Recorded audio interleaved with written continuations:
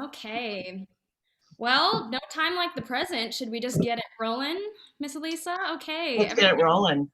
welcome. We're super happy that you're here to join us. Thank you for being here. This is kind of a brainchild of Miss Alisa Hurwitz and myself. Hi, my name is Kalyn West. And this is a Brain Lab, which we normally tackle a lot of different subjects pertaining to mental and emotional health.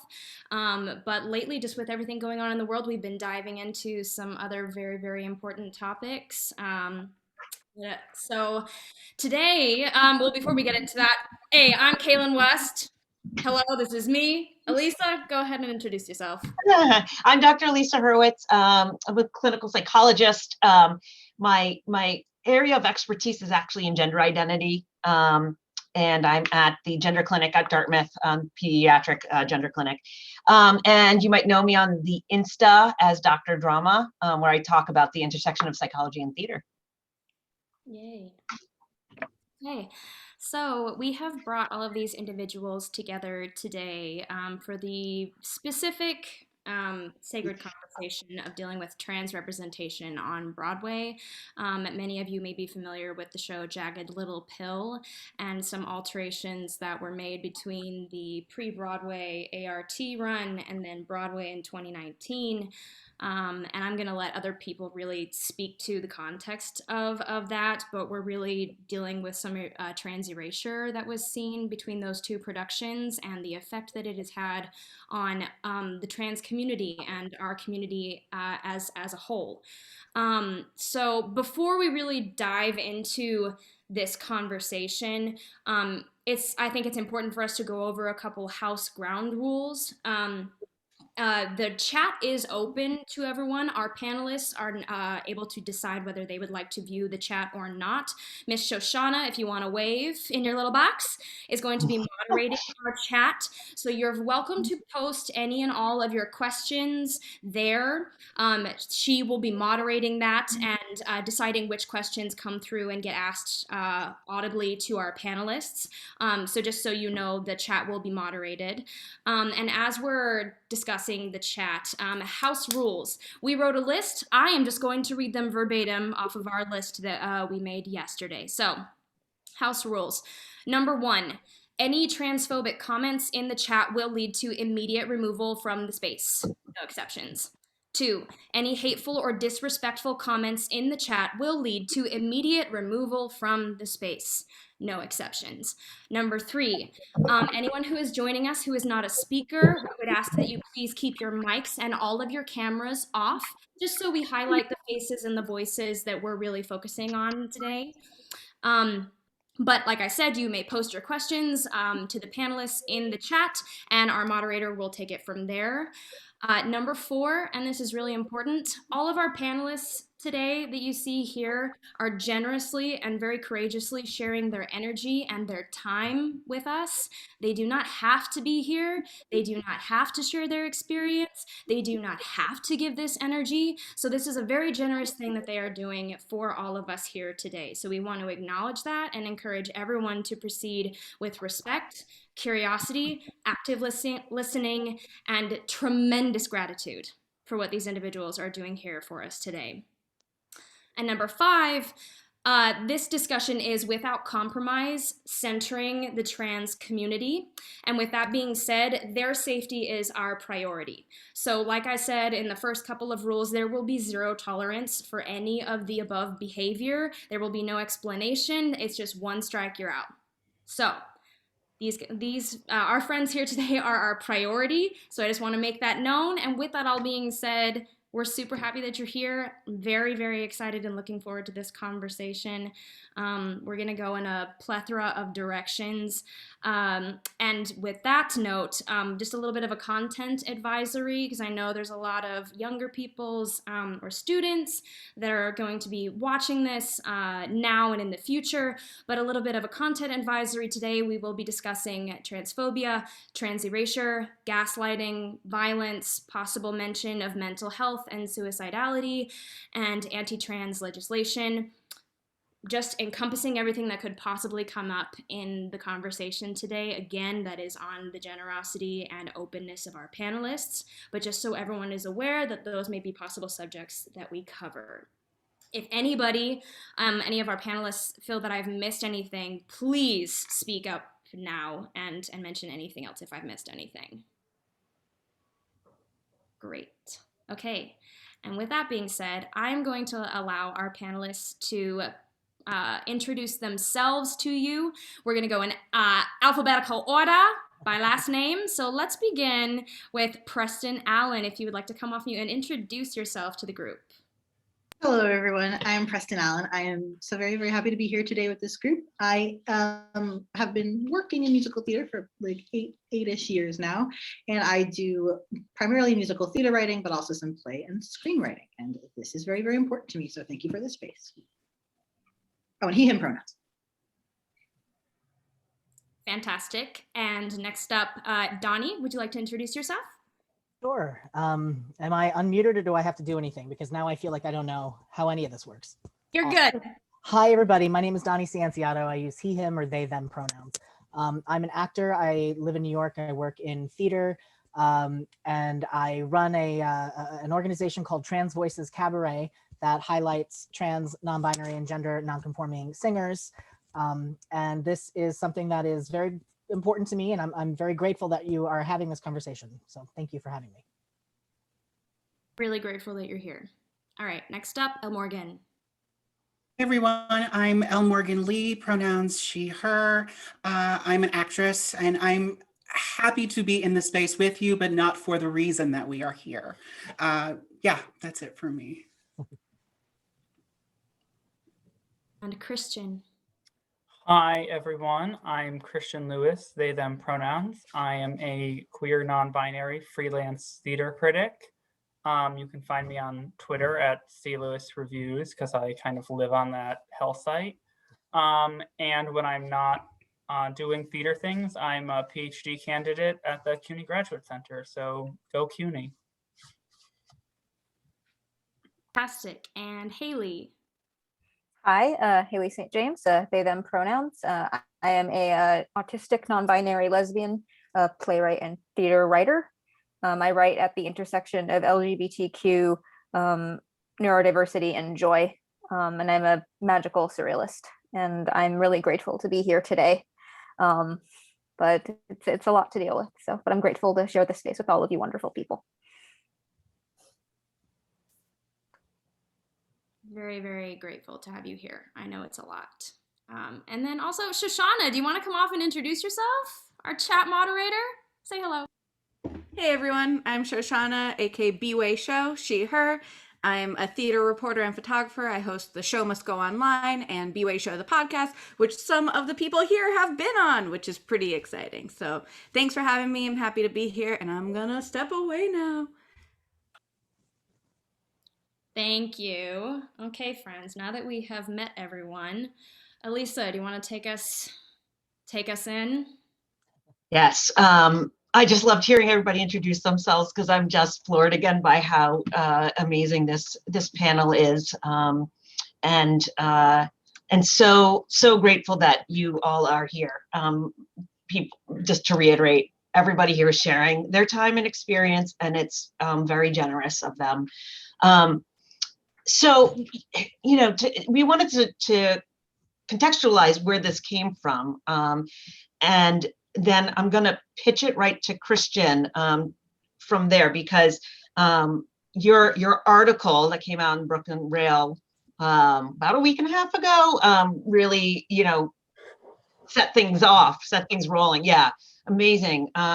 So, you know, this conversation about representation, specifically on Broadway and specifically in Jagged Little Pill, had been brewing for a while.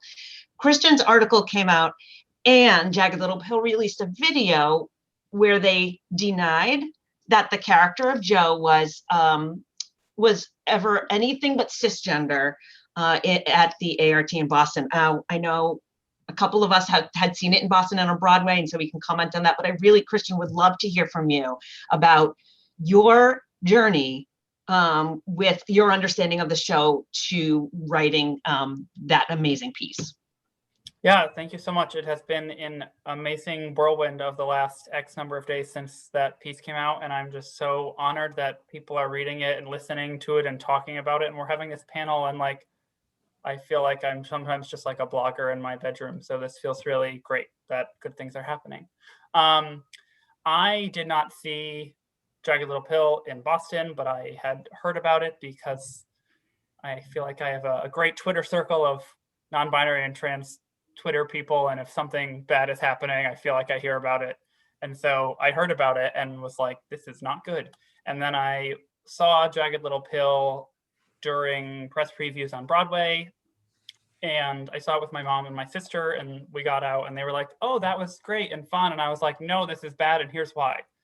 And I would not write a review about it at the time because I was processing all of the gendery things, and I told myself that I was going to write a piece about it when it got to like Tony season, and like depending on how like Mrs. Doubtfire went, it would come up with that. And then Tony season didn't happen, and then pandemic happened, and then once we got to Tony's again and Lauren Patton getting a lot of praise and no one at all was talking about this non-binary erasure, I started pitching this to any editor who would listen to me, and a lot of editors would not listen to me and did not care about this piece. And I was so thankful that Ayanna Pressley and Billy McEntire did care about this piece and put it in the Brooklyn Rail. I love them so much. I just messed up Billy's last name. I'm sorry. But I'm so happy that this piece got out there and that we're in this pause and we can take this time for they can hopefully address this. The weird timing is that my piece came out and then that panel that we've talked about came out, but that panel was previously recorded. So it was like this really weird situation where it was responding to something, but it wasn't responding to something. And because of a lot of Twitter uproar, Jagged Little Pill then released a statement, which I feel like was responding to my piece, but did not mention me. So I'll never know. And in that statement, they once again reiterated that Joe was never cis and that we didn't mean to do anything wrong and that we don't think we did anything wrong and that we're not going to make any changes, which is very upsetting and part of the reason we're all here today. That was very long-winded. I will try to stick to a clearer answer next time. Christian, that was spot on. I think that brings people who might be not aware of how that unfolded, up to speed. So just so that we're all on the same page, and for anybody who hasn't read your article, Hayley, I know you saw Jagged Little Pill in Boston as well as Broadway, like myself. I know that I saw a character who was not cisgender. What did you see? Well, when I saw it in Boston, this was the same summer that also Head Over Heels was on Broadway, and I saw it like the week before that. Like a week or two before that. And so basically back to back, I got to see non-binary representation in musical theater, which is something that had never happened to me before. And seeing, watching Jagged and seeing what at the time was a non-binary lesbian who is, misgendered by their partner and breaks out into You Oughta Know, as this maximum apex of the show that gets, mid-show standing ovation. It just feels so cathartic to watch a trans character get to do this amazing show-stopping moment. And I felt really, really seen. And during that run of the show, I finally got my first real gender euphoric haircut. And I went to see the show that day, and I told Lauren at the stage door, and she was so proud of me. And it was a very emotional night, and I was really grateful I got to have that space. And I saw it a few times in Boston. And then, when they announced the transfer, I was like, okay, great. Will Ezra get to play this role? Maybe. I mean, I know that they're Lauren's understudy, but I don't know.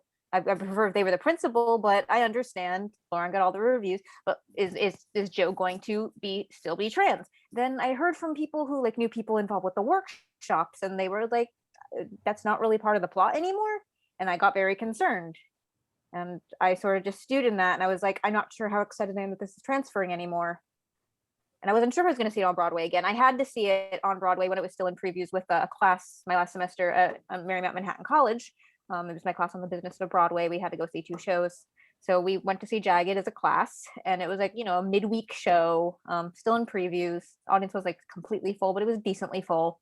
And watching the show, the book had been changed so drastically from where Jo was like in a lot of scenes and had a lot to say, and their gender journey was something that was incredibly important, was now, no, Jo is cis, and maybe she's a little gender nonconforming in how she dresses and acts around people, but mostly she's very much cis. And when we get to the moment where you want to know what happens, the instigating like moment for the song, pre-Broadway, Jo being misgendered, and on Broadway, it's no, Frankie, her partner, has cheated on her. And this is just her response to like getting confirmation that yes, she was cheated on, which also leads into a little bit of unfortunate tropes of bisexual people are cheaters, which is not true. So that was just really uncomfortable. And I was not as moved by the performance at all. I was more moved by the rest of the cast, honestly. I mean, I love the show, but I mean, when I watched it, but I was just like, that's not Jo. That is not what Jo was for me. And then every day I was like, okay, but Ezra's still the understudy, and Ezra might go on, and I have to be there. So come February, I find out Ezra's going on, got my rush ticket, went with pretty much almost every trans or queer person that I know in like my circle. We all ended up at the same show, and it was maybe the last truly cathartic moment of theater I've had in a year. And Jo was trans on Broadway, even if it was not in the text, the subtext was there. That made it all the more powerful. Thank you, Hayley. So you're sharing that you really felt seen by that character as it was written, as they were written. As they were written, yes. In Boston. Like, wow, a non-binary lesbian, me too. Yeah. And so there was that conversation when it was in Boston about a cisgender actor playing a non-binary character. There was discussion about that and about representation in that form.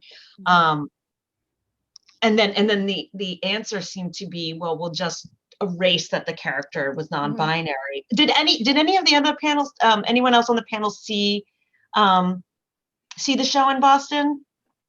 Okay. So what I'd love to know, Preston or Donnie or Elle Morgan, to share what that means to see yourself represented on stage. Why does that matter?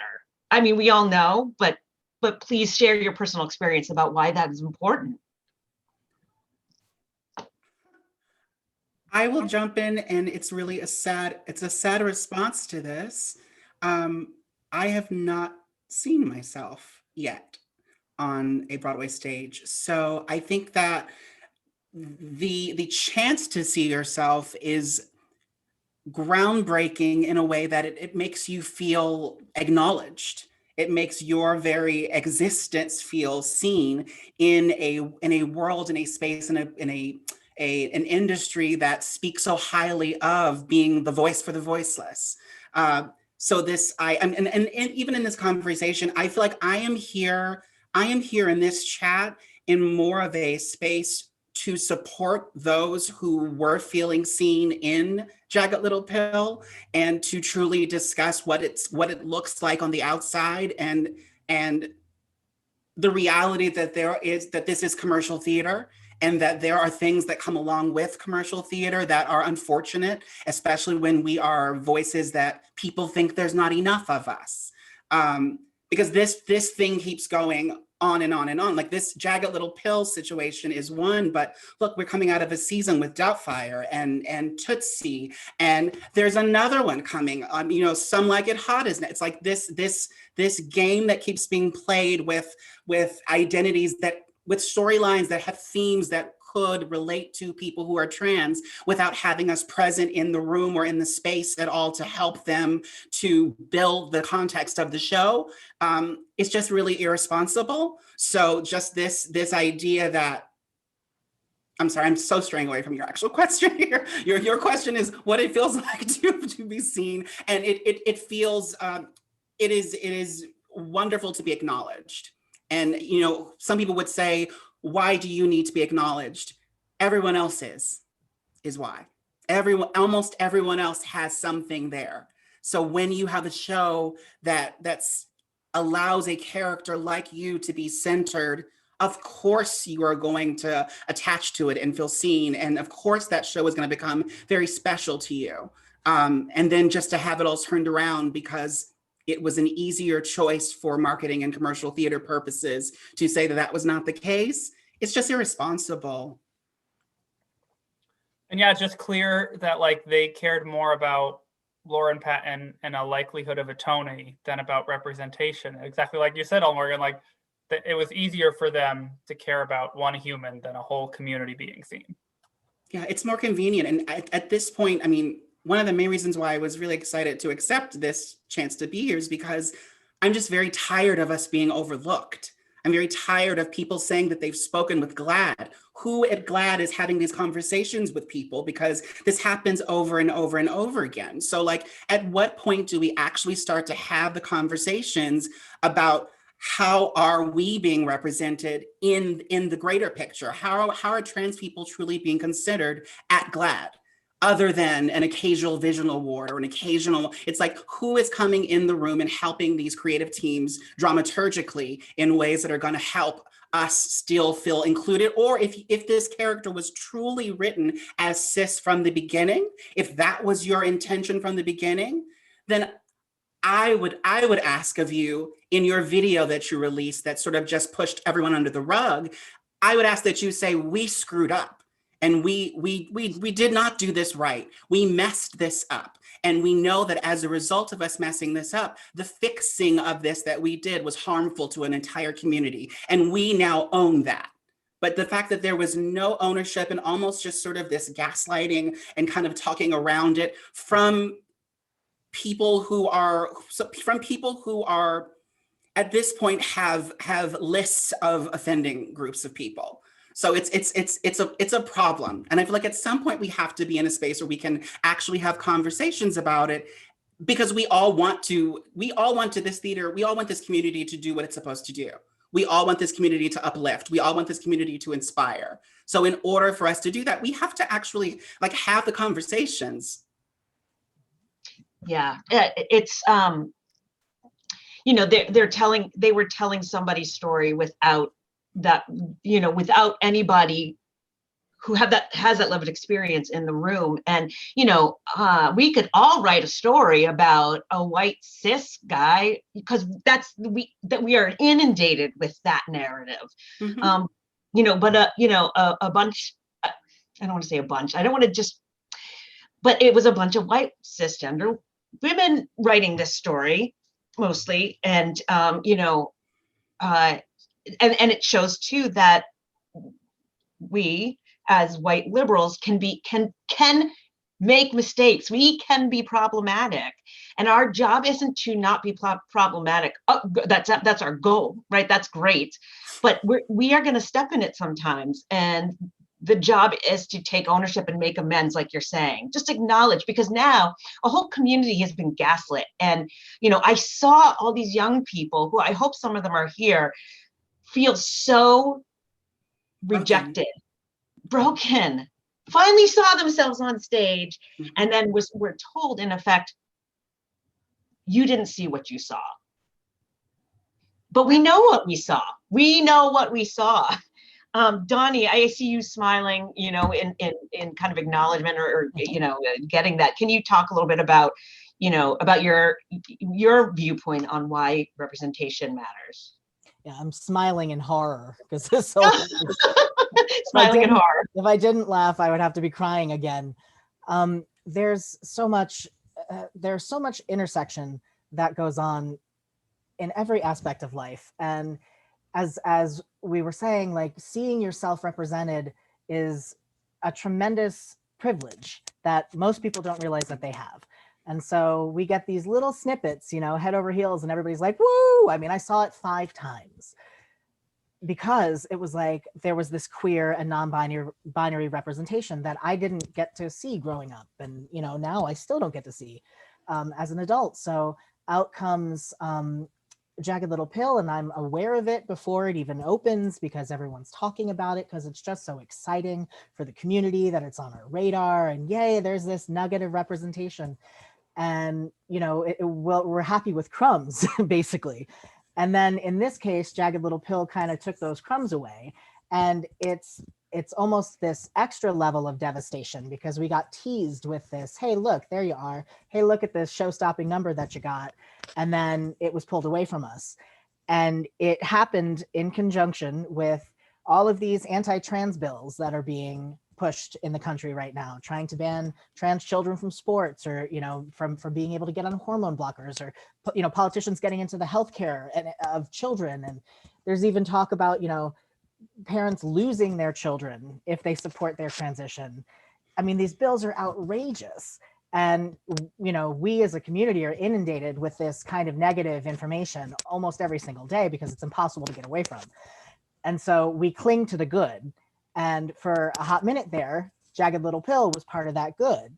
And none of these things exist in a vacuum. They're not just, hey, this is media, and hey, this is politics. I mean, it's all the world, And if we continue to not be represented in movies and on stage and in TV, then it's like we're not real. We don't really exist. And so these other things, these bans that are happening to trans kids, well, that's happening to someone else. Those are still other people, because we're not in the public mind unless it's some kind of negative connotation like that. And it's not Jagged Little Pill's fault that these bills are being passed, and nobody is asking them to shoulder that responsibility. But you also shouldn't be creating art when people are telling you this is very, very harmful, and look at the culture of this harm that it's causing.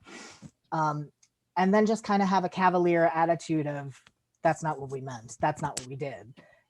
A little bit of taking some responsibility probably would have gone a long way in this case. So, being able to see yourself on stage, even if it was unintentional, even if it was completely unintentional, a whole community said, oh, wow, that's me, or that's someone like me. And then you said, nope. And, that's been very hurtful. It's been a very rough, God, has it only really been a week and a half? Yeah, about that. Preston, I've heard people say, thank you, Donnie. And I've heard people say that, that you will profit off of my trauma, but you won't include me in the room, and then you will deny my existence. Is that what you saw in this whole trajectory? Yes. And I definitely want to address the video that came out, but I'm going to specifically tell myself that I'm not addressing that 20-minute video that is the team's justification, not apology. It's a very weak justification. So I'm going to put that aside for a moment, because that does indicate some of the, edgy topicalness with which this show irresponsibly addresses many topics without fulfilling the reality of that. What I do want to center this in is a celebration of what I did see, which was the last show I saw on Broadway was Ezra as Joe in Jagged Little Pill. And I'm so grateful for that. Until then, when I was asked how I saw myself in theater, my answer had been kind of with Moritz and Pippin, who were these two young men who are very lost in very devastating ways. And that was what I felt connected to, and still do sometimes when I look at theater.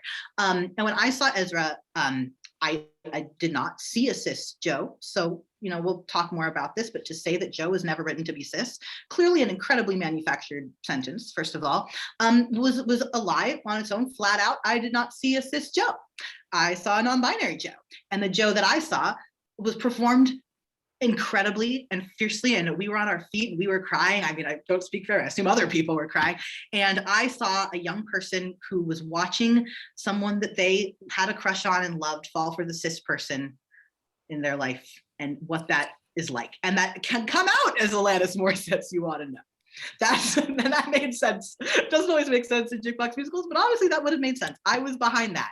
And that was the experience I had. I don't know what the show is like without that experience. Obviously, I didn't see it in Boston. The language wasn't there, but I saw Ezra gives so much to that role that connected really, really personally, and to think that other people could see that and see this hero of this story who gets to really fully experience themselves at the end, and you get to see a triumphant Joe at the end. You know, obviously, most of that character is centered in a lot of the cliche and trauma that we want to move away from, largely, but we do have that nugget at the end where there is triumph and there is happiness for this character. And I got to see that through a non-binary and trans perspective.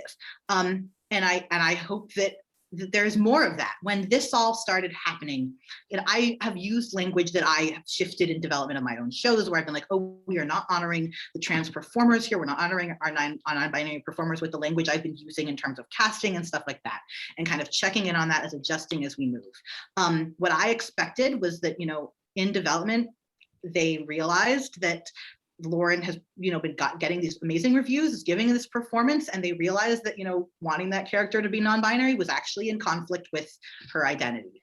And I expected that they would take ownership of that and kind of definitively be like, we decided to move forward with Lauren and to honor this decision. The character is no longer non-binary. She has workshopped this role. This has been from day one. We're keeping her in the show. We realize that is unfortunate in the future. Perhaps there will be a rewrite. And that would have made, that is what I was waiting for. Ideally, it would have been, we've realized this character, that Lauren's identity no longer associates with this character. We are replacing Lauren with Ezra, ideally in that situation, as we move to Broadway. That would have been the ideal. When that didn't happen, my heart gave a very generous explanation. So of course, when we see that manufactured sentence of Joe was never written to be anything but cis, that crushed that put that into words that I said, that is not true. And we all know what happened. We all know that the choice was made to keep the actress, which could have been explained honestly. And there would have been, I think, understanding, there would have been disappointment and sadness and the crumbs being taken away, but at least transparency, which is kind of the least we deserve. So when we started seeing the gaslighting language, that was when and this is, you know, tricky and interpersonal, that was when I said, this is beyond, this is something that I want to talk about and I want to get involved with. And I cannot let someone sit by and say this character was not written to be anything but cis when I did not see a cis Joe. That is not what I saw. I cannot live with that sentence coexisting with my experience. And no one deserves to. The young trans, non-binary, and CNGNC people who saw that performance don't deserve to have that sentence in the back of their mind saying, this isn't real, this isn't real, this is just this is just this night. We deserve that night every night. We deserve that night on Broadway. And to finish my brief rant here, I write a lot about this. I, you know, have very specific commentary if we don't get to the panel that they had on Instagram, if you follow me this morning, but it sits very difficultly in my soul that Broadway likes to really promote the "you will be found and there will be a prom for everyone, we'll build a prom for everyone" platitudes. Broadway makes those videos and stands behind those sentiments, and they don't support, like, no, you hid trans people, you didn't build a prom for non-binary people. So you need to step it up. If you want to sing those songs and you want to have those messages, sing those songs and have those messages and reach those people, but you have to support your lyrics, or else the business is a ghost. It's meaningless. You're singing words that you are not even pretending to act on. And that is my closing statement in this moment. Preston, I love it. You have a way with words. You know, yeah, you mentioned the video, and I assume probably a lot of folks who are watching this have seen that video. Oh, We have a comfort cat. yay for animals. The video, and you know, I want to say too, as being cisgender and seeing the show in Boston and on Broadway, I know that when I saw the show in Boston, I saw somebody who was not cisgender. I don't know, I didn't know if they were meant to be genderqueer or non-binary, but I know that they were not. I know they were not cisgender, and that, you know, Joe said. From the critic perspective, like, many critics reference it, and as a critic, if I've made a major error in describing a show, I have had a publicist reach out to me and say, like, oh, you misidentified that actor, or oh, that plot point didn't happen, or like, oh, this. And like, I have had publicists correct errors, and like, publicists did not correct that error. Like, there are many like paratextual outside of the script ways that this was confirmed from Lauren at Stage Door, on Twitter, by publicists. So to say, no, it never happened is not only gaslighting, but it's just like not maintainable. Like, we just have a bevy of receipts and evidence that we know you're lying to us. Mm-hmm. Thank you for that insight, Christian. That's really, you know, useful to hear. I didn't even realize that would, you know, that would happen. So not only was it said, but it wasn't corrected. So Hayley, can you, if you feel comfortable, share how I don't know if you watched the video, but I know you know what they said. Mm-hmm. How did you feel hearing that? Well, I didn't watch the video because seeing the person in question like really triggers me at this point, because I remember not long after it opened on Broadway, like I think it was around Broadway Con time, I was seeing some shows. I was waiting like to get into a show, and I was on my phone checking stuff, and Vulture posted an interview with Lauren about Joe. And I was like, oh, cool, Lauren's talking about Joe. I love this. This is great. I mean, I'm still mad that the role doesn't seem to be trans anymore, but okay. So I read the article, and then this is the first time that Lauren like vehemently denied that Joe was anything but cis. And I was so mad. Like, I was there, I was seeing a show that was really excited to see, and the entire time I couldn't even focus on the show because I was just like, did this musical just gaslight me? Like did Lauren Patton and like I guess Diablo Cody, like, and I guess Diane Paulus, because I mean they're the writer and the director of the show, so they're shaping Lauren's character. Did this show just gaslight me? And I just was sitting with that for months and months, and like it was real bad. And when this video came out, like I heard from someone who watched it that Lauren mentions that she would tell trans audience members who were stage dooring or friends, you know, who would, you know, say that they really felt seen, and she would just, you know, lean into that and be like, yes, well, she didn't mean it at all. And Hayley, I'm so glad that you brought up that Vulture article. Literally, when that came out, that was when I like started taking notes and started being like, okay, I'm writing this, I'm pitching this, and I've been fighting to get this piece in the world since I read that interview, because that line of, and the author Madison actually directly asked, like, oh, you use they, them pronouns for Joe, non-binary, what's going on there? And Lauren, in an incredibly manufactured statement approved by like probably her agent and the whole team, said like, oh, Joe was never anything but this. And in that moment, I was like, oh, nope, we're not letting this happen. And it's only gotten worse since then. It has really only they've just kept doubling down on it. Like, I think at that point, that was when like that thread got started, that major thread, thanks at Rob Setos, that just kept growing and growing as any time the show would continue to bury its head further into the sand on this issue and just completely ignoring the constant. It basically felt like the trans community who were affected by this change, it felt like we were living in a echo chamber, and it's just gotten more and more so until, you know, the past few weeks, where it's just been inescapable that they still refuse to read any of the replies and just keep doubling down. And I think going back to that Vulture article, just it hurt so much, because I remember when I saw Jagged in Boston, I was writing for a theater website that's sort of, you know, on hiatus until the industry comes back, that I was on, and I was just checking my review of when I saw Jagged in Boston, and I wrote that Joe was a non-binary lesbian because that's what I saw, and obviously no one came and corrected me. Everyone agreed with me. Yeah, it's just been really heartbreaking to see. This has caused real world harm. Sorry. I just also have the question, how was Ez cast if this character was not meant? Because the thing is, when someone says this role was never meant to, when you allowed Ez to go on stage on Broadway and play that role, and Preston just mentioned, I saw a non-binary Joe, for you to say that this role is cis, what is that actually saying about your team's protection and understanding of the actor that you cast? Like I feel like it's just, there's just too much like messy behavior in all of this. It's like, just own it.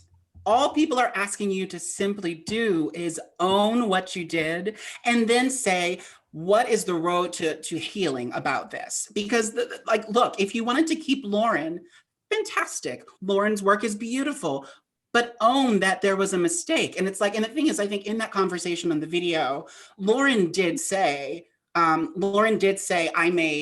think I made mistakes and I used language that was harmful to people. And I feel like, I did some wrong stuff there. And I think she actually said that it was something along the lines of an actor wants different people to connect to the role that they're playing, kind of a thing. And so of course I would, be there to say yes and to say, that's great that you see yourself in my character. I'm so excited that you do.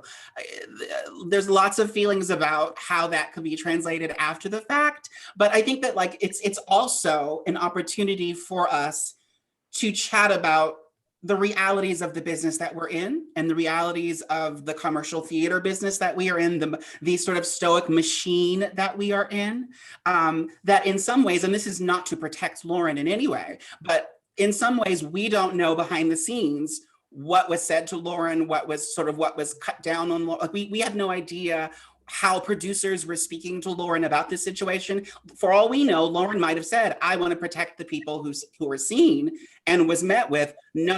Do you want to do the show or not? Do you want to play the role or do you not want to play the role? It's like, we don't know what the actual situation is. So it is partly on Lauren to speak, but I want to just sort of be a voice of, there are monsters larger than that actor. And I think that there is a system on top of that actor also influencing how these steps are being taken. That is built on the white patriarchy. Amen. I would love to support that briefly by saying that it is very clear to me that a lot of the language that Lauren is using is fed to her. Mm-hmm. That likely things have been signed, that likely there is a very, very conflicting position. In the ways in which I have known Lauren, she is a lovely person who has meant well. And so this is difficult. And I have had in my life a lot of love for her. What the line is crossed is, I think we are now exploring a time where as individuals, we are looking at radical risks we have to take with our safety and our careers. And so when words started coming out specifically, I'm like, I'm not sure there's an NDA that you sign that makes you say things. I think it is the opposite. But when words start coming out, when positions, and we start looking at it like that, and there is this much damage and there is this much conversation, I crossed into a place where I was like, okay, I have to examine my level of responsibility. And I don't want to be silent about that. And I know that doing this kind of stuff risks my career. And unfortunately for trans and non-binary representation on Broadway, almost more than anything, also I will get into how, Broadway affects these bills. We talk about this so much because we can't affect change, on this scale. And we watch these bills and I feel like my hands are tied, but I can go on this panel, and that is something. And personally, we have to examine what risks we are going to take to protect the trans community. Every one of us has to examine. And if you are someone who decides that, that you are going to take the lead in Tootsie because that's what you want, no matter how much love you have for the trans community, then we are going to talk about that. Then I'm going to address you about that, because that's your artistry and that's your voice that you're putting behind this role for whatever reason. And so that is, I think, I honor that there's a lot of stress out there. I think I looked at this and I went, this is the point where big steps need to be taken, where risk-taking, job-threatening steps need to be taken. And that is a process an artist needs to go through alone. But I want to address that supporting the trans community in theater boldly and loudly and also in the world is not comfortable. And it's not going to be always easy. It's not going to make you feel comfortable walking around in your life with your choices and your job in theater, especially as we look at Some Like It Hot coming back, especially as we look at Doubtfire coming back. One part of me wants to say, leave those shows, don't develop those shows. And then part of me wants to say, I understand that you are in a difficult position with your career and your life, but I've seen, people I really trust say, we're past that point. It is your responsibility now to look at what your art stands behind. So as much as I'm grappling with that personally, in terms of, I won't take jobs, but in terms of goodbye hero, she disagrees. She supports the trans community. I do want to amplify the perspective of, it is time to say no. It is time to seek legal departures from shows that are binding you in NDAs. It is time to stop digging heels. And that's why I think so much heel digging went in that I went, I can't I can't not talk about this anymore. There is a responsibility of every person on this team. And there are clearly team members to whom there is not going to be any effort to make this right, or to talk to the community, or to actually realistically engage. That is true. That is not true of Lauren, I believe. And so I hope that chance is given to her, and that she takes that chance. The beast is larger than I think people. The beast is larger than I think people really realize. Like it is a thing to have. It is a thing for us to have. If we are actors, it is a thing for us to have a dream of doing something, to be presented with a role that gives you the opportunity to do that thing that you feel is special. Is sometimes once in a lifetime. And like, I think that it's just, again, I am not protecting by any means or standing up for Lauren, but I just do think that, like, in order for us to have productive conversations, we have to acknowledge that there is another side of the story that we might not be seeing out, sort of away from the monster. Because I do think that, like, the larger monster in this situation is really entrenched in a system that is used to, it's entrenched in in patriarchy. Like, that has already been said. That system is very well put together and very well protected, and is actively stamping on top of us. So I think that I feel like I watched that video and kept thinking, I want to know what Lauren actually thinks. And to throw her under the bus with the writing, to have her claim that character's writing history, that to me is where I'm like, what is this? Honestly, what is her experience? That is not her responsibility. And the way in which Diablo Cody talked about the writing experience of the show, I went, she used the word that she was proved that it was not a monolith to write for a gender and identity in a show throughout the process of the show. I'm like, if you ever went into this feeling like the word monolith applied to any group you were writing for, I can't even begin to get into the issues this show began with. So to put the wording of that character and the expression of that character on Lauren is a wild, wild choice. And I'm sorry that is the experience that she's having at this point. I just have so many questions. Yeah, and also, and Elle Morgan, I'm circling way back to your first thing here, but also that they shoved this on Lauren, and that you've mentioned that other shows have just shoved everything on GLAAD and been like, well, GLAAD said it was okay. And first of all, GLAAD, if you want to hire any of us, I'm sure all of us would accept some GLAAD money here. But who's ever approving things at GLAAD, it's not us. And we should have more trans theater artists approving things at GLAAD if people are going to cite that as a legitimation of a show. Also, just hire sensitivity consultants, and we're all here talking to you, Jagged Little Pill. Maybe listen to us. Mm-hmm. Don't blame random people. It's that's the thing, where if you wanted to have that conversation specifically about gender and about this breakdown, incredible. This is the opportunity to do the work in front of everyone. Where was the presence of people who were actively offended by this in that conversation? It's there was a trans man on the screen. Amazing, he's there. But that doesn't mean that he understands sort of what the problem with this is. Quite frankly, you could have brought some random trans woman on the screen too, and she would have been like, I'm so glad to be in this space. I love Jagged. You might never actually understand the problems with this script. So it's just messy. I just feel like it just completely overlooked. And this is the same thing that happened with Tootsie. This is the same thing was happening with these other shows where people do show that we are interested in trying to learn about this situation. And we want to know how we can do the work. But it's sort of just enough conversation to sort of pacify the group, and then keep bringing in the people. It's if that person actually understood how it feels to sit in an audience, having people falling out laughing at you.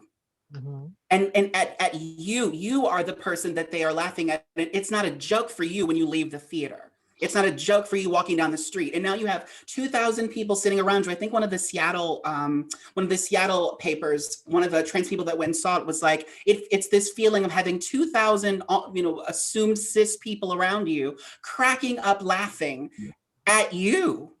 How does that feel? And the people who are saying that they're doing this work can't even begin to understand what that feels like.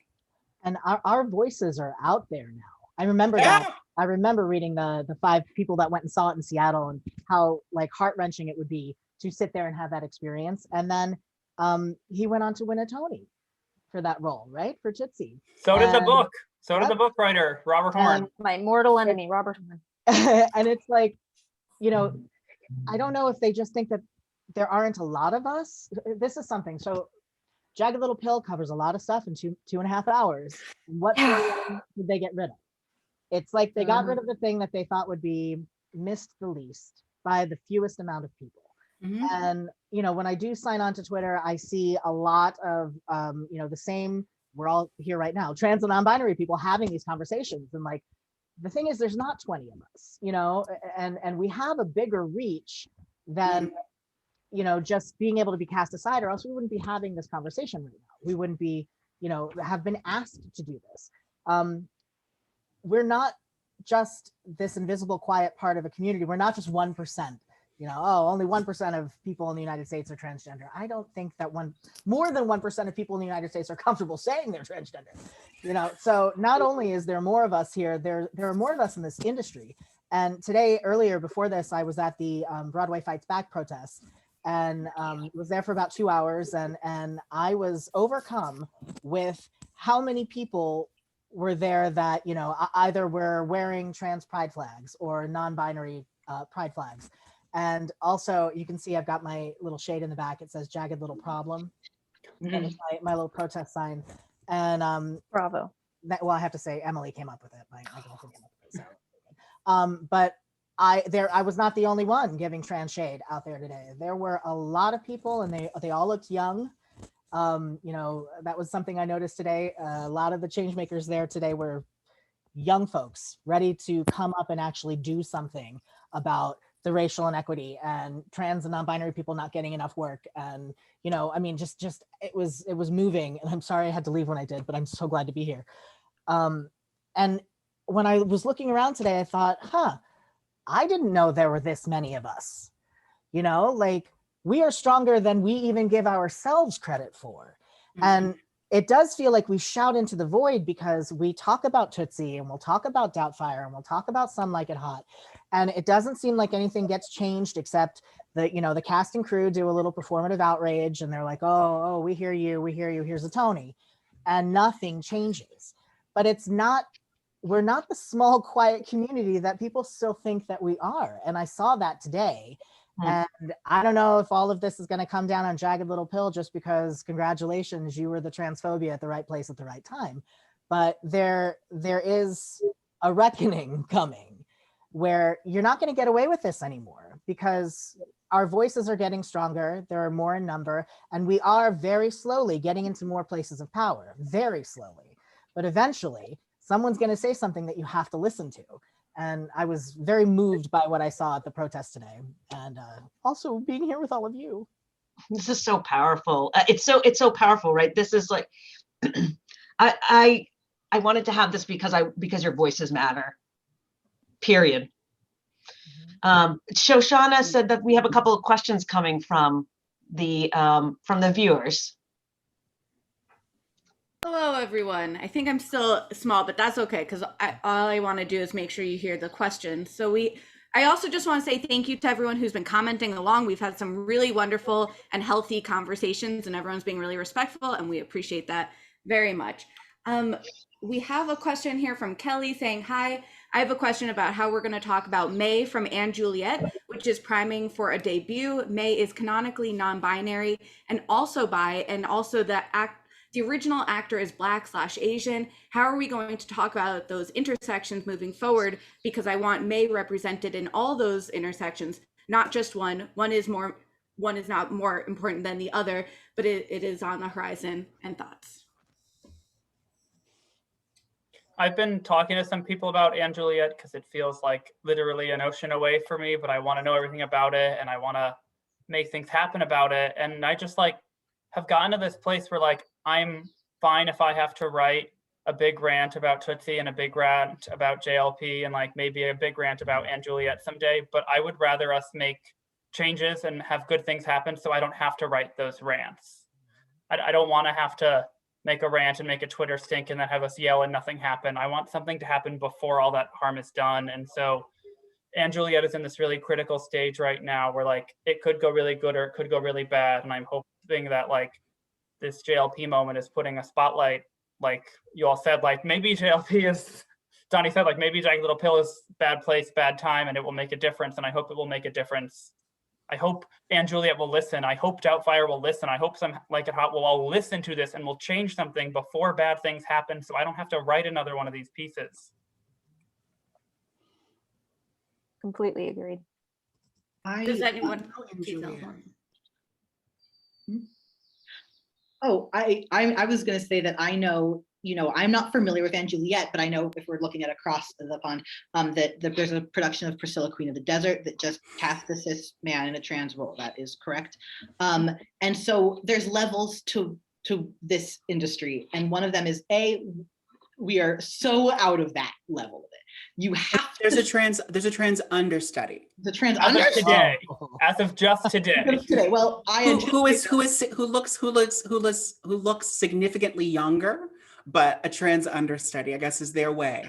Progress. So that's their version of, and that's sad. And then we have Tootsie, which took their transphobic merchandise down, but apologized privately to everyone. Which I to never me, even thought about a private apology, which to me speaks to what Donnie said, which is Tootsie's level of recon on that mission was, this community is small enough for me to apologize one by one, and certainly not big enough to affect me financially. And I mean, the merch was a quote that they kept in the show. In the show. Yeah. And the mention of this is offensive to trans women. I was like, great. So now I'm watching a show that's offensive to trans women. What? And then we have the next level of that, which all speaks to the fact that I believe that Broadway has calculated that trans people and non-binary people and the allies do not make a significant impact on finances, is that Jagged took an extra step of releasing an apology that appeals to cis people.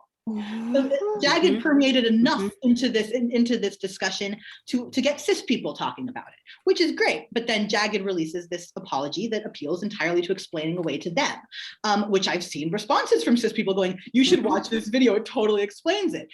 What this all says is what Donnie is saying. The Broadway industry has calculated that we are not important to their structures. And we, Kristen and I have sidebarred about how the fact that I think that their pieces have made an impact in the way that we see these tours coming back. We see Tootsie touring in states where there is a trans panic defense, in any state, but in states where there's a trans panic defense, to me, is abhorrent. I think that tour should be canceled immediately. I think that tour, but the money that was going to go into that tour should go into standing up against those bills. But I think that, that Christian and the discussions of these have made a dent, but now there's this pushback of, well, we need to make that money. So we're going to make that money in these places that have not been touched by these discussions, where they've not been loud enough. That is my speculation of this, but I really believe that we are seeing like a calculation of how much we matter by the you will be found industry. So there's that. So do we have another question on deck? Yep, I do. And I just want to read this one comment. I've been given permission to read this comment out loud, and I think it's really great. Cody says, I'm a young trans person who is excited about Joe, and I'm pretty pissed. I never see myself in media, especially theater, which I love, and that's exhausting. Not to mention my identity is always being questioned by people around me and my friends and family. Seeing someone like me in media might have made it a little easier for me to be seen as normal. Yes. Oh, Kalyn, you're muted. Are you saying something? Oh, I'm always saying something. My commentaries are just, I just think that's why representation matters in a nutshell. And I'm like, my intent for all this was honestly just to like stay silent and like let you speak, because this is your room, your space.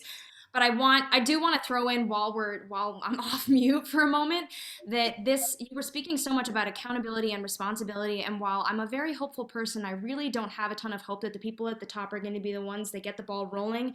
And so this whole conversation seems very intersected with the Karen Alibo video call to action of just, it's got to be us. It's got to be the small to the big, like starting with the small. I don't care how much power you think you do or don't have. If you are taking the job, it means something. Like, it's not just art. Like, this stuff bleeds over into reality. And so we all individually have such a giant responsibility, and we need to ask ourselves, like, moving forward, every single job we take, every job we support, this, like, ask yourself what that's going to mean, because you are responsible. You may not be the one who's, paying for the show. You may not be the one who's writing it, but if you take it and you fill that space and you tell that story, you are responsible for how it affects everybody. So I really think that these conversations and what's happening with Broadway right now, you said, Donnie, that we are reaching a reckoning. Yes, we are. And we need to be the small people. Everybody needs to band together and be the fuel adding to that reckoning, because I really do believe that we can get change. Unfortunately, the people who are speaking the language of money, they need to see it in the language of money. So we need people to step down from jobs. We need to throw a wrench in the system if we want to break that system down and rebuild it. Okay, that's my spiel. Someone put a cat on screen. She's here. She's here. And I want to say, to me, to speak to that, that goes as deep as this feels intuitive to me, but I think would make people go, what? Is that when you have a trans character, you have a trans understudy. And in addition, of course, to that person being played by a trans non-binary actor, and that trans understudy can play other characters. Like that trans understudy can understudy the cis characters in the show. I think that's really, well, I only have one trans character. Why would I need a trans understudy? Because the trans performer can play many, like that's where I think I'm like, break that open in the industry too. And like turn someone should, if someone's asked to understudy a trans role, have that discussion. It should be normalized. And we should normalize trans actors playing cis characters. Absolutely. I mean, we just need trans rep in general. We need trans writers, we need trans directors, we need trans everything. But if we need to start with just the actors first, let trans actors play the trans characters and let them play the cis characters. Let them play everything. How powerful was MJ Rodriguez playing Audrey? Exactly. Little Shop of Horrors.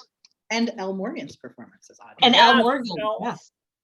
And Shoshana, like, what was the person's name who mentioned this comment? Because I just want to shout them out because that was a brave comment. Cody, him. Cody, I just want to say, like, yes and thank you. And I saw Jagged Little Pill with my mom and my sister, and I was not out at the time as them as non-binary, and was like, oh, maybe we'll see a show together, and that can be a real cool moment. And it was not, and it was not the opportunity. And it was a different form of representation of my family just watching This Is Us. And there's a non-binary character that uses they, them. And I was like, my family watches this and they're going to get it, so I can come out to them. And like, that's representation can be that experience. And like, Jagged Little Pill denied all of us that experience. And like, your feeling is just so valid about that. And I hear from a lot of young people in the trans and non-binary community who talk to me about being scared to join this industry, of saying, well, I'm majoring in theater, but should I? Is it worth it? And my response is, no matter how vitriolic I seem on social media, and I've come to a place in my career where I'm happy to do that, and I work in other industries that are much more respectful to trans people. But my response is, stay safe in those situations, but your art is necessary, and there are communities that are going to protect you. There are incredible trans and non-binary and queer and ally communities that are making the art that should be on stage. So whereas the goal in college felt to me like Broadway, and if I was seeing this right now, I'd be like, well, should I change my life? I say to that, under the surface of this is the real art and the true artists, and they do need you if that is what you want. And the spaces where they are not going to take care of you, if you are in a space where you are cast in that Broadway workshop and they are not taking care of you, seek the allyship to demand that. Always prioritize your safety. Never let any person try to talk to you about how your identity, how you should, just, shelf that conversation, or, oh, we don't need to address that, or, oh, they know your pronouns, it's okay. I think don't let that deter you, but always at the same time, don't let it deter you. Seek this career, but also seek safety. Put your mental health first. Put your safety of your health and your body and your community first. And those two things can coexist, but it is not the model that is promoted to us in the educational system. Thank you. Yes. Show, what do we got next for a question? Yep. We have a lot of people asking about how they can be the best allies when they're talking to friends as a producer, director, writer. What can they do to make sure the conversation is moving forward and that they're maybe using the right language? There's been a few questions here about that. That's a great question. So how can cisgender people be allies to holding people accountable who are in positions of power? Okay.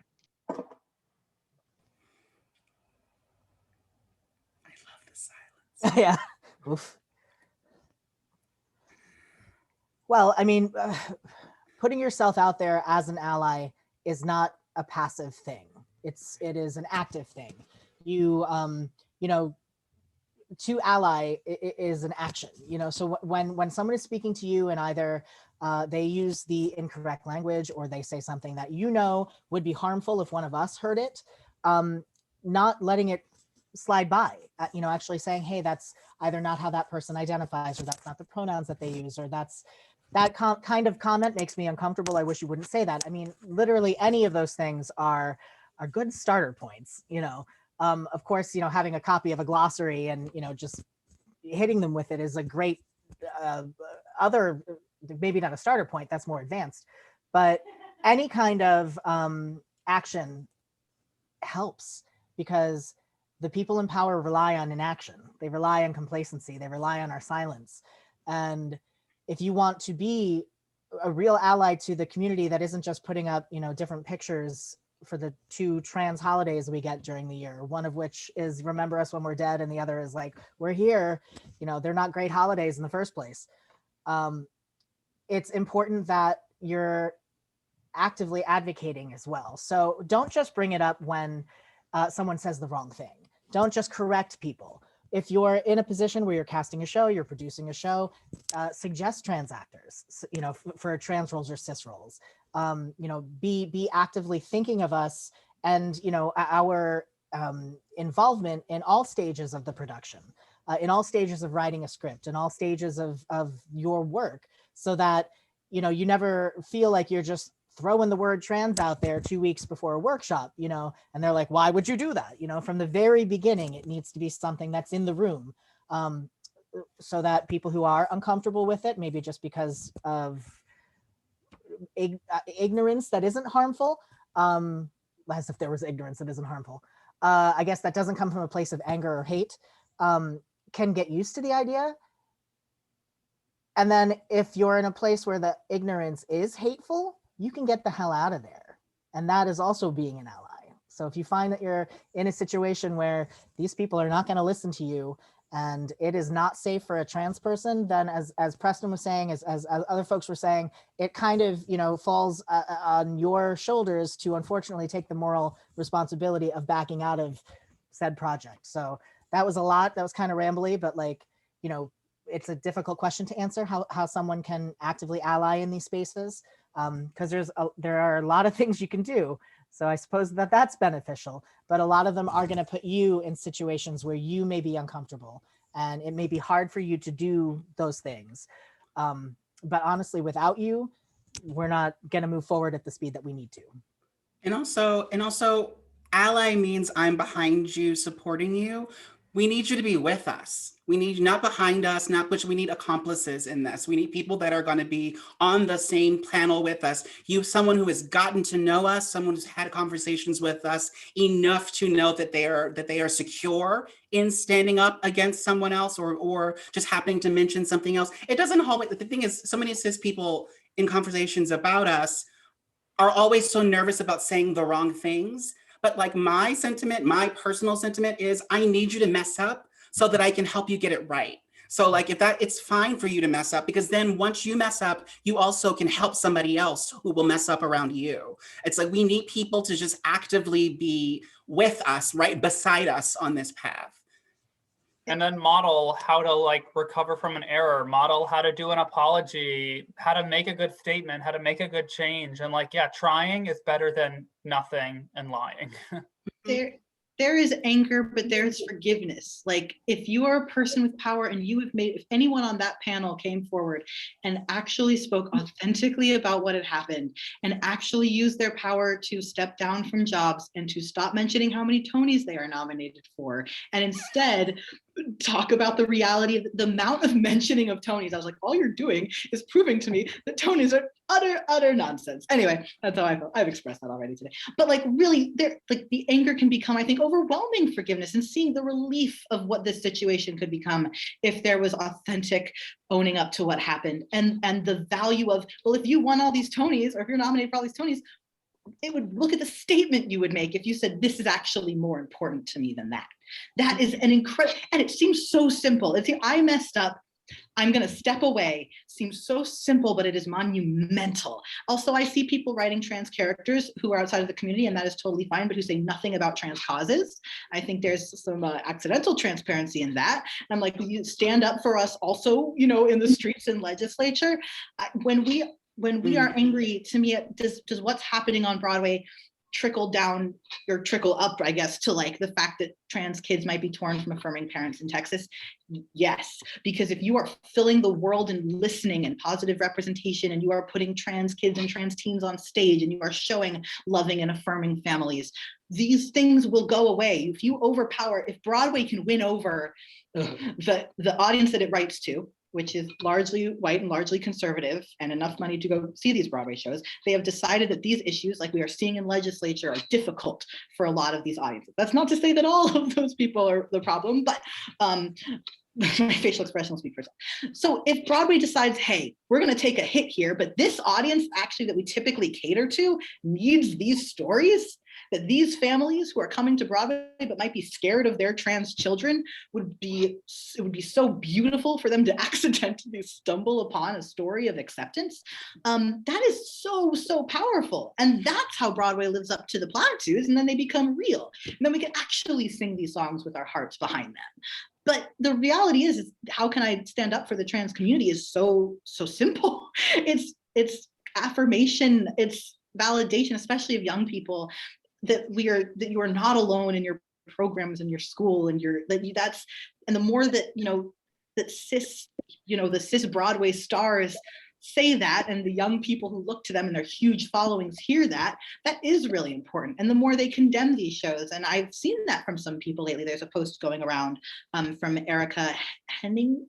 Oh my gosh, what's her last name? She posted it the other day. It came from another artist, but it was a list of ways that like the cis community can support the trans community. And they seem so small, but they are so impactful. I'm going to try to find the original of that and put it in the chat.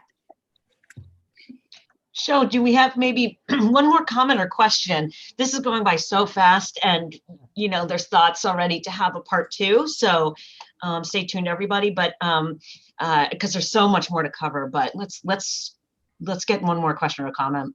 Yeah, there are some really great comments and questions here. I'm gonna just do 3 back to back. So Ryan said there are no suitable trans performers is code for we didn't look. There was a lot of agreement there. James said, I would like the panelists and many other trans and non-binary creatives to know that you have specifically been the people that my non-binary and trans students have seen as performers and writers and felt represented, validated, and inspired. Thank you very much.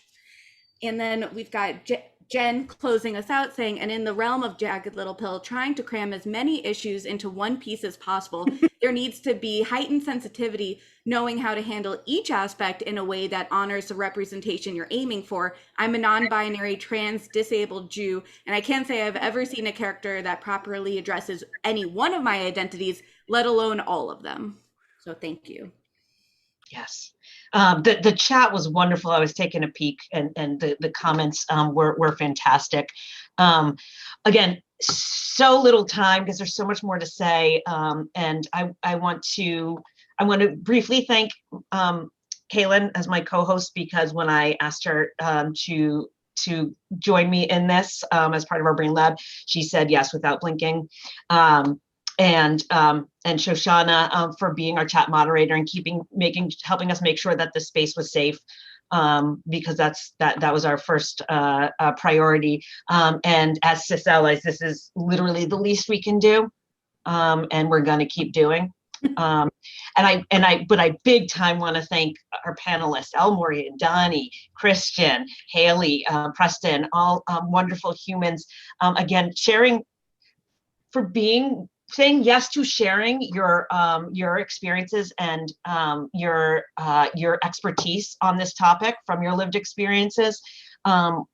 Endless appreciation to you all for saying yes. Thank you so much. I think this meant a lot there was a lot of young people I saw who were really hurt by this, and I hope that they are feeling seen in this moment. We see you. Anything that the panelists would like to end with? I would throw in Oh, just really, if you are here listening to this, or if you get to listen to this after the fact, really support the things that you see trans people in. I think it's a period when it's very easy for us to spend a lot of time kind of spending our emotional energy on talking about the people who are getting it wrong. I'd love us to spend more energy celebrating the people who are getting it right and who are seeing us and who are out here doing the work, because there are people who are doing that. And sometimes that means, as Preston mentioned, that means not on Broadway. That means small theaters downtown. That means readings places. That means it's like we have to show up for each other like really actively so that larger communities can see our numbers growing and can see that there is actual interest and there are dollars that can be spent. So support each other.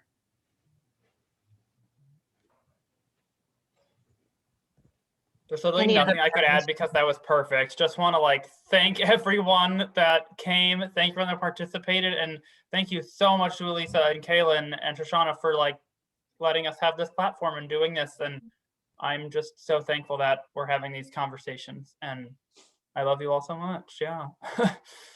Truly, thank you everyone for being here.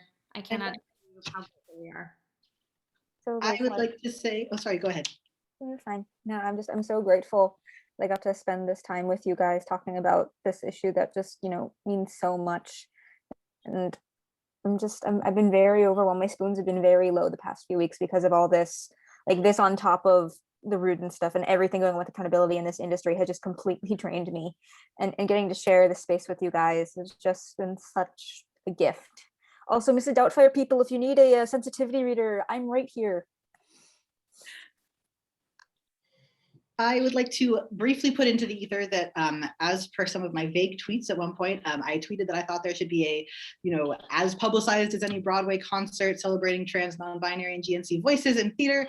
Some of my lovely friends have responded to that. We are currently fundraising and trying to reach out to some organizations that can help us really, really amplify that. It is going to happen. There is going to be a virtual concert with some accompanying, especially youth-centered community building events. But that is happening right now. We don't have an official handle or anything. Like my Twitter is not where you should follow for those things, but right now is the only place. But yeah, we are looking forward to getting in touch with a lot of artists in this community. It's going to be very centered around joy. There's going to be a little discussion of legislation to look out for and places to donate. But we are, in the process of getting those wheels turning and hopefully just seeing as many incredible trans performers. All the songs are going to be by trans writers, all new music. It's very close to my heart. I am really hopeful about this concert coming up, and I hope that we can get more info soon. Please share all that information with us. For those of us who don't have Twitter, please share it. Don't get Twitter. Don't get Twitter. Tweeting, I don't know what it does. I don't know what it is. Donnie, did you have any parting thoughts? Just that it's lovely to see all of your faces, some of whom I've never met in real life. And, it's been, to touch on what Elle Morgan said, we do focus a lot on how our emotions are spinning into the ether, and, it's easy to be so frustrated and angry and hurt. But right now I did spend a lot of time laughing and smiling and looking at you all doing the same. And that's such a simplistic little thing to do, and just spend time with people and kind of celebrate just trans joy. And that I'm grateful that I had the opportunity to do that with you all today. And for one small moment of trans joy, I have to say, like Hayley said, this was a terrible 2 weeks for me, and waking up every day was exhausting in new and different ways for legislation and for Broadway. But today I woke up and got a press release that Elle Morgan Lee is going to star in an adaptation of The Danish Girl. And I'm so happy for you. And this was like so much trans joy that I can't even, I'm so happy for you. I'm so happy for us. Like, that was exactly what you said, that I've been in an angry mode for weeks now, and getting to be in a happy mode today and a happy mode for you was just so amazing. And so congratulations, and yay to trans joy. And they are a team that's doing the work. They're a team that's trying to get it right. They know what was wrong with the film. They know how things were seen, and they're trying to right some of those things. And it's I mean, I don't know how this is a workshop, so I don't know how things will play out, but I do hope that everyone does get a chance to see the show and see what they're doing, because there is joy. And I think that that's something that the film did not show, is that Lily had so many years of joy before she even began medically transitioning. Like there was like 20 years of time. She didn't start medically transitioning until she was like 48. So it's like there's a lot that was sort of not mentioned in the film that this team is really, they're doing the work. So yeah, support them, Parker and Lamb. Let's Mazel Tov, Elle Morgan, and let's end on that note of joy. You know, I think that's a beautiful place to end. Thank you everybody for being here. And we really appreciate it, and stay tuned for part 2, because I think this conversation needs continued space, and we'll be providing that. Thank you. Thank you everyone who joined us. We'll see you next time. Thank you everyone. Thank you.